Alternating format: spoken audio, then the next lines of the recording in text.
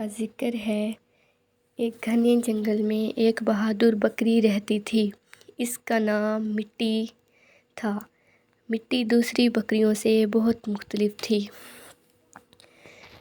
وہ نہ صرف ہوشیار تھی بلکہ مشکل حالات میں فیصلہ کرنے کی بھی صلاحیت رکھتی تھی۔ ایک دن جب وہ جنگل میں گھاس چر رہی تھی، اچانک اس نے ایک دھاڑ سنی۔ وہ شیر کی آواز تھی۔ شیر کا نام تھا راجا اور وہ پورے جنگل کا بادشاہ تھا۔ راجا بہت طاقتور تھا لیکن وہ اکیلے پن سے تنگ آ چکا تھا۔ اس نے کبھی کسی دوست کے ساتھ بات تک نہیں کی تھی کیونکہ سب جانور اس سے ڈرتے تھے۔ جب شیر نے مٹی کو دیکھا تو اس کے منہ میں پانی بھر آیا۔ وہ گھبرایا۔ بکری، تم میرا آج کا کھانا ہو۔ مٹی نے گھبرانے کی بجائے اپنی عقل استعمال کی۔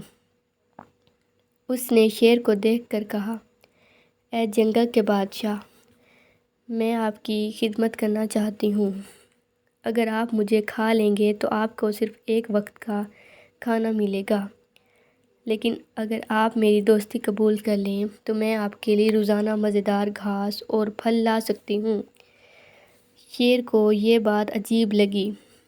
کسی نے پہلی بار اس سے دوستی کی پیشکش کی تھی۔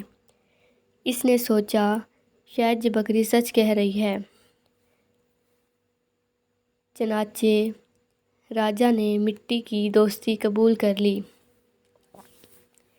اب وہ دونوں اکٹھے وقت گزارنے لگے۔ مٹی شیر کے لیے تازہ پھل اور سبزیاں لاتی اور راجا اسے کسی بھی خطرے سے بچاتا۔ دوسرے جانور حیران تھے کہ ایک چھوٹی سی بکری اور ایک طاقتور شیر کیسے دوست ہو سکتے ہیں۔ لیکن ایک دن جنگل میں ایک نیا شیر آیا جس کا نام شرور تھا۔ وہ راجا سے جنگ کرنا چاہتا تھا۔ شرور نے مٹی کو دیکھا اور کہا، تم ایک کمزور بکری ہو، میں تمہیں ابھی کھا جاؤں گا۔ مٹی نے فوراً راجا کو آواز دی۔ جب شرور نے راجا کو دیکھا تو وہ لڑنے کے لیے تیار ہو گیا، لیکن مٹی نے کہا، رکو، لڑائی سے پہلے میں تم دونوں کے لیے ایک مقابلہ رکھنا چاہتی ہوں۔ شرور نے پوچھا، کیا مقابلہ؟ مٹی نے کہا، جو بھی اس پہاڑ کی چوٹی تک پہلے پہنچے گا وہی جنگل کا اصل بادشاہ ہوگا۔ شرور کو یہ آسان لگا اس لیے وہ فوراً دوڑ پڑا، لیکن راجا نے مٹی کی حکمت سمجھی اور آہستگی سے چلنا شروع کیا۔